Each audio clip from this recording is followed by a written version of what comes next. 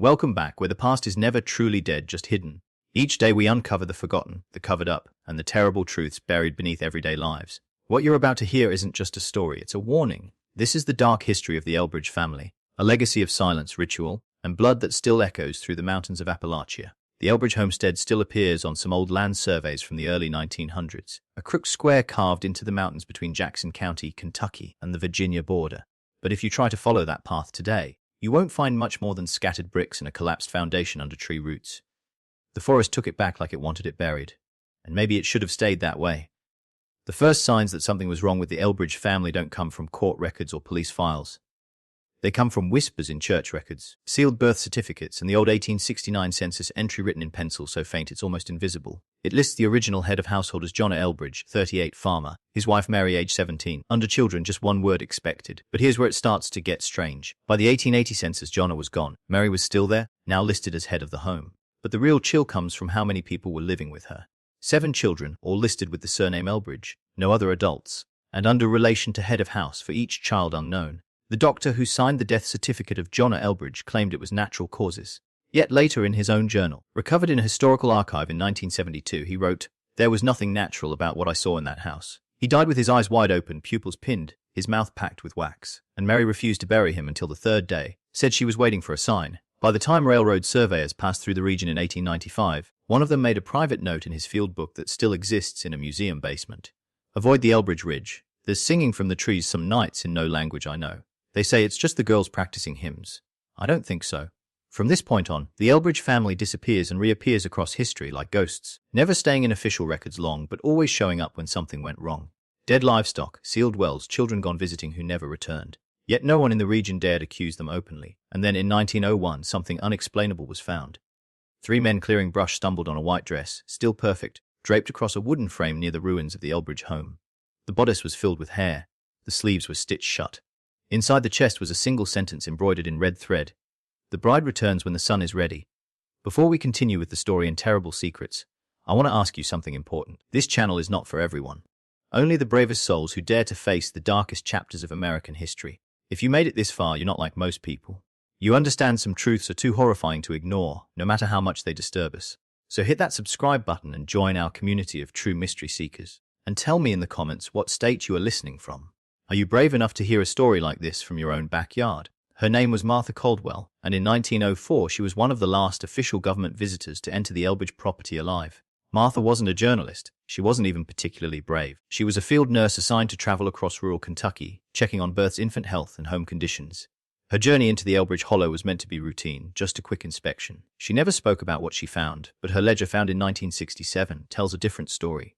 Written in tight handwriting under April 14, 1904, she writes, "Arrived at ridge by foot. Air close, forest quiet, too quiet. No sound but shoes on dry soil. House visible from path. Structure crooked. Roof sagged. Smells of turpentine and elder root." She approached and knocked. A girl answered, no older than 12, bare feet, long dress thin as paper. Martha wrote, "Child would not speak. Ice icy. Not unkind, just watching." She was invited inside, or rather the girl turned and walked away without a word. Martha followed. Inside it was dark. All the windows were covered with dried plants, bundles of something brittle tied with animal sinew. The air had a strange scent, pine wax and something else like iron. Martha wrote, "Multiple girls inside. All look alike. No male voices heard. One older woman in chair, maybe matriarch, face painted with white powder, said nothing, just hummed. A pot was boiling on the hearth, smelled off. Something in it with teeth. Every corner of home had mirrors, but all turned to face walls. She was offered tea, she declined. In one room, she was shown what she was told was a newborn, but the wrapped form was too still and the skin was grey." Martha wrote, "Told the infant was born of blood." Girl holding it smiled, missing all her front teeth. Well, she left quickly, but at the bottom of the ledger page, in darker ink and shaky hand, she added, "This is not a family. This is a vault. Something is kept here." Martha returned to her district station 2 days later. She filed her report, but from that day on she refused any more ridge assignments. In fact, she never left her town again. Locals said she changed after that visit, grew pale, grew silent. She died in 1911 at just 36. By 1919, whispers about the Elbridge Ridge had reached the county courthouse. The rumors weren't new. People had been avoiding the trail up Black Hollow for decades. But now there was something more serious. Children had gone missing. 2 to be exact: Samuel Rayburn, 9, and Betty Jo Clemens, 7. Cousins who'd gone foraging in the woods just after church. Their trail led toward the Elbridge boundary, then vanished. No footprints, no torn cloth, no signs of a struggle. Just one thing left behind: Betty Jo's bonnet wedged in a thorn bush. The inside was wet, but not with rain. Deputy Franklin Harker filed a petition to forcibly inspect the homestead on grounds of suspected abduction. The judge signed it, but no sheriff volunteered to go. Eventually, Harker and 2 civilian men rode up the ridge with dogs and shovels. What they found would never be spoken of officially again. The sealed report, partially burned but recovered in a courthouse fire in 1962, gives a grim account. It reads, "The house was empty at the time of entry. Doors unlocked. Food on the table still warm. Numerous hand-carved dolls found in upstairs room, all with faces resembling real people. One bore a stitch named Betty Joe. A cellar door was found beneath the hearth hidden with boards. Upon entry, a significant odor. Cellar contained 11 wooden crates. Inside each, layered fabric, root bundles, preserved human remains. Specimens include infants, juveniles, and at least one adult female. A one line had been written in pencil across the bottom. The eyes are all open. The Elbridge name was struck from the census the following year. Officially, the family was declared migrated to unknown territories, but no migration documents exist. The home was boarded up, the path blocked with barbed wire. But locals said the ridge still hummed at night, a kind of low sound like bees behind walls. In 1937, nearly 2 decades after the failed investigation, a man stumbled out of the tree line behind the Pine Knot General Store, barefoot and bloody with barbed wire tangled around one arm. His name was Arlen Buckner, a moonshiner and drifter. But on this morning he was unrecognizable, filthy, trembling, and missing several fingernails. The only word he could say over and over again was, "She watches. She watches even from the dirt." Doctors found no burns, no signs of alcohol poisoning, just deep, deliberate cuts along his forearms and a fresh brand on his back. It wasn't fire-branded, but something deeper, carved a symbol of 3 interlocked triangles. The town's oldest resident, Miss Edith, whispered, "That's theirs." The mark they gave to boys they kept. Arlen was committed to the state hospital. One night, when the drugs wore off, he wrote something on the wall in his own blood. 5 words, "Do not bury the dead." That same week, strange reports began again. 2 dug-up graves near Black Hollow were found empty. Miss Edith said, "The Elbridges never left us. Some bloodlines don't end. They just dry up waiting for the right mouth to drink again." In 1963, Deputy Clara Wills was called to a report of screaming from under an old church floor. The Oak Chapel, a wooden structure abandoned since 1918. When she entered the crawl space, she found a girl, not a child, not quite grown, dirty, thin, with a stitched-up mouth. She was alive, but barely. The girl's wrists were branded with the same 3 interlocked triangles.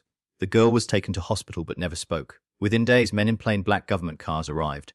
They produced federal documentation, transferred the girl quietly, and demanded the church be boarded shut. Clara was removed from the force 3 weeks later. Years later, just before her death, Clara gave a recorded statement. That girl wasn't hiding. She was guarding something. In 1977, a group of college students entered the abandoned Elbridge homestead. In the attic beneath loose floorboards, they found a ledger wrapped in deer skin. The pages were filled with cramped feminine handwriting dated from 1894 to 1921. The front page was titled, "The Vessel's Book, Sacred Wom, Sacred Root," and each entry followed the same pattern. First came an account of a ritual cleansing, then a name, usually male, then a phrase, "He was taken." The line is pure, "I remain open." Page after page, dozens of them. One chilling passage from 1903. Elijah would not stop crying. His eyes turned grey too soon. "We wrapped him in river vine and returned him to the well. I bled for 7 days after." Sister said that was holy. The final entry from 1921 was shorter, more desperate. "No more boys left. The seed withers. Sister says we wait for the next one born with the breath. We keep the house and we listen through the trees." When the students reported the find, the ledger disappeared within a week. One student made a full photocopy and shared it. Her conclusion: the Elbridge women weren't victims. They weren't followers. They were the keepers. And they documented every burial like a sacrament. In 1980, a folklorist named Dr. Lyle Ransom published a controversial thesis connecting the Elbridge lineage to an ancient pre-colonial legend and a creature called Mother Root. He claimed that long before European settlers, the region had been home to a fertility practice centered around an entity known only as Mother Root. She wasn't a goddess. She was something older, hungrier. She demanded offerings from the soil, not crops or coins, but bloodline. Ransom connected oral tales with the Elbridge lineage, tracing a specific phrase repeated in each: "The one who bears the mark must return to feed the root." The mark referred to children born under strange signs: black teeth, grey eyes, bone deformities. More disturbingly, Ransom uncovered burial records from as early as 1849, showing that Elbridge infants were buried with their umbilical cords still attached. In one case, the record simply said, "Born breathing, buried twitching." After publishing his findings, Ransom's academic reputation was destroyed. Within a year, he resigned from the university. He moved into a trailer near the Elbridge land, where he was last seen in 1982. When officials searched for him, they found no body. Only a circle of dried vines tied with baby teeth hanging from the trees and a single chilling note pinned to the trailer door: "She's still hungry." In the summer of 1984, a lightning storm sparked a fire that swept through the old Elbridge orchard. What the fire revealed would haunt the community forever. Beneath the orchard soil, in neatly spaced rows, were human remains, tiny ones, dozens of them, infant skulls, rib cages the size of birds. Forensic analysis estimated over 40 infant and toddler remains dating from roughly 1880 to 1975. Many bore fractures to the sternum and dislocated spines, indicating intentional trauma. Worse yet, botanists examining the soil found something chilling. The land had been repeatedly saturated with calcium and iron, consistent with blood and marrow breakdown. No plant can root in this spot again. The ground is ruined. A photo shows 3 burned trees still standing in the center. At the base of one, carved into blackened bark, are faint scorched words: "Wum, root, return." The writing was on the inside of the tree's hollow, not the outside. Investigators couldn't explain how anyone could carve inward. Her name was Lenora Elbridge, and by 1985, she was the last living female bearing the Elbridge name. Her neighbors recalled hearing the sound of a child crying from the house during storms. Always storms. One man said he knocked once and heard a child's voice called, "Don't let her cut me again." But Lenora lived alone. Eventually, state authorities got a warrant. What they found inside was unspeakable. A child approximately 8 years old, malnourished, mute, and covered in ritual scars. The boy had a cleft palate that had never been treated and burn marks, consistent with branding tools. He was seated in a hand-carved wooden crib far too small for his age, surrounded by dried herbs and small cloth dolls impaled with pins.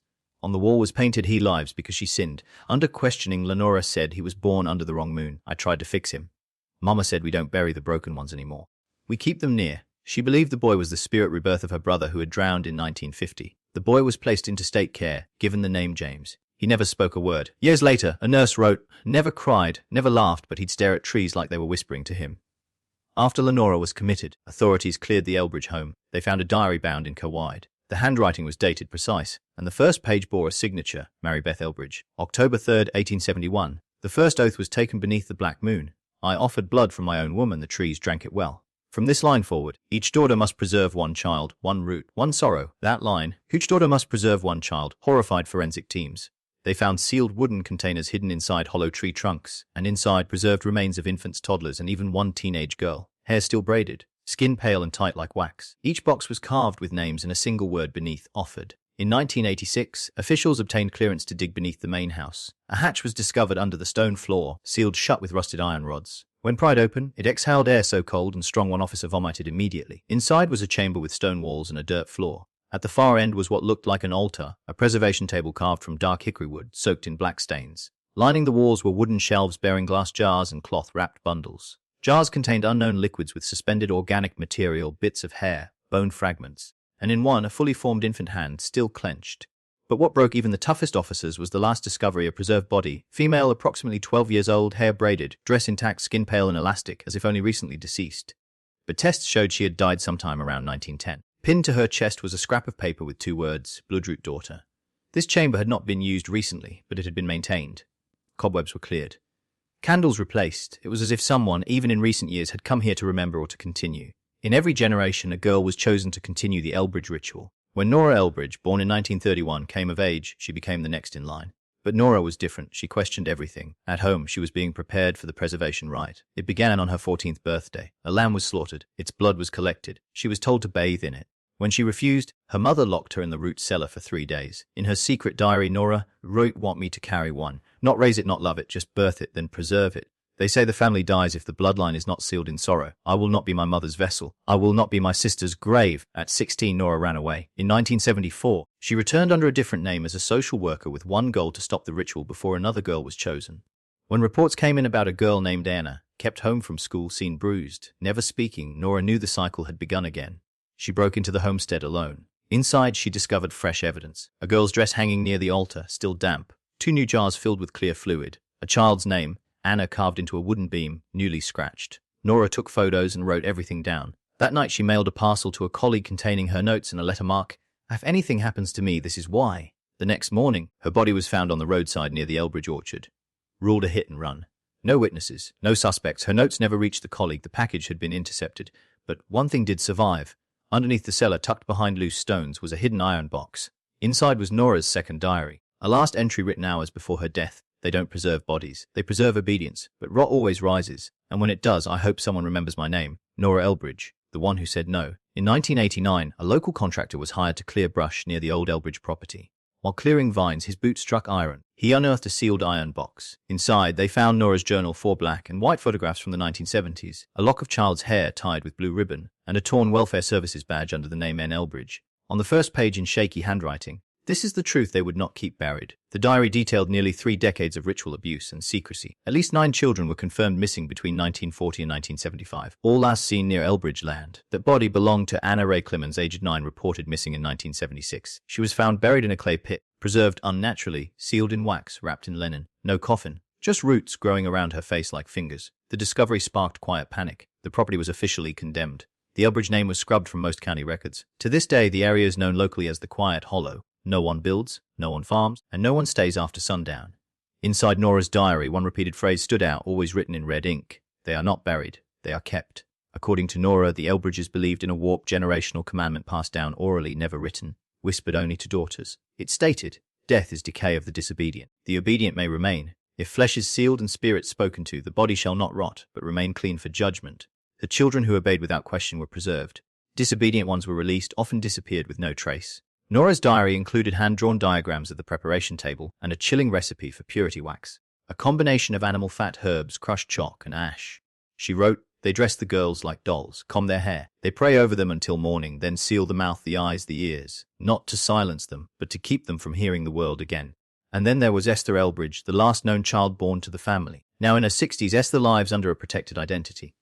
She spoke once in a 2004 documentary, never publicly aired, and whispered, they said it was love. But love doesn't smell like vinegar and wax. Love doesn't make you sleep beside your sister's glass eyes. In the only known footage of her testimony, Esther sits in a plain room. The interviewer asks, what happened the night it ended? Esther stares for a long moment, then quietly replies, it didn't end. They just stopped calling it a ritual. As she describes the last night she spent at the Elbridge house around late 1975 or early 76. Her older cousin May had been chosen for completion. The room smelled of wax and cedar. Chalk circles were drawn on the floor. Everyone had to wear white, no shoes. May didn't cry. She smiled at Esther and said, don't forget my song. Then she lay on the table. Later that night, Esther crept back into the cellar. May's body was gone. Only the scent of wax lingered. Esther took a small red ribbon from the corner. Years later, she confessed she still has the ribbon. She keeps it sealed in glass, hidden in a storage unit. Esther ends the interview with a single warning. They don't need the mountain anymore. They don't need the cellar or the salt. They only need a willing womb, and those are easier to find than you think.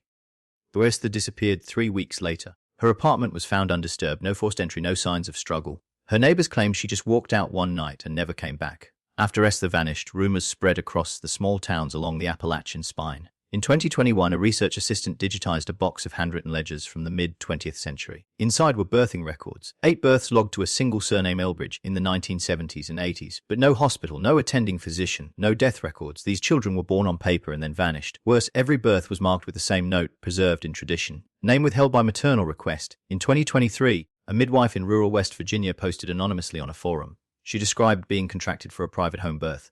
The family insisted on no questions, no paperwork, and no outside contacts. They paid in cash. But what she saw stayed with her. The baby wasn't for them. It was for something somewhere else. They called it a vessel for the sealed one. She left midway through the job. A week later, she received a package. Inside was her missing stethoscope and a lock of jet black infant hair tied in red ribbon. She moved to Michigan within the month. Whatever the Elbridge family began in the 1800s didn't die. It adapted. Modern names, modern methods, new wombs. But the same old tradition preserved the line at any cost. By 2024, the Elbridge homestead had long been declared abandoned, but a drone hobbyist decided to fly a reconnaissance drone over the ruins. The footage starts normal enough, but when he descended into the cellar, his drone captured something unexpected. A stone altar, circular, cracked, covered in ash and bone fragments. Around it, a ring of handprints, small, almost childlike, charred into the floorboards. The drone hovered lower. There was movement beneath the stone slab. A single puff of white air escaped from the base of the altar like an exhale through damp rock. Then the drone's feed cut. When the operator got within 50 feet of the clearing, every one of his electronics shut down. Dead, when he walked toward the drone site on foot, he found the remote control fried, the drone body shattered, and carved into a nearby tree, the word, return. The footage he uploaded before the cut remains online. It lasts 3 minutes and 47 seconds. And in the final frame before blackness, if you pause it just right, a small handprint appears in the upper left corner of the screen, from inside the lens. The cellar was never re-explored, and the stone altar is still down there just waiting. Sweet Hollow is still on the map, barely. A stretch of Appalachian woodland no longer maintained by any town. Local hikers still avoid the area. They describe brittle earth that seems to shift beneath the foot. Trees growing inward in perfect, unnatural circles. And in the center of it all, a hollowed-out section of forest that never grows back. They say birds don't land there, animals don't enter. And in the dead of winter, it remains warm. In 2022, a group of amateur ghost hunters streamed a night in Sweet Hollow. By midnight, the camera was still recording, but no one was in the frame. All 6 were later found unconscious in different parts of the forest. No memory of what happened. All suffered severe burns on the soles of their feet. No fire had been lit. If you walk the trails just after dusk, some say you can still hear the sound of digging beneath the soil.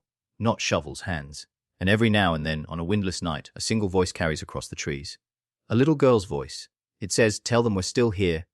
The Elbridge name hasn't been uttered publicly in years, but old county records show a single active property deed still attached to that bloodline. It's registered to a trust. Anonymous. Sealed. You wanted to know what happened to the Elbridges, why they vanished from history, why no graves were ever found, and why the family legacy was scrubbed from records across the state. Because it wasn't just about secrecy, it was containment. A curse doesn't end because a bloodline dies. It ends when the last person refuses to feed it. And somewhere in the woods of Sweet Hollow, someone still does.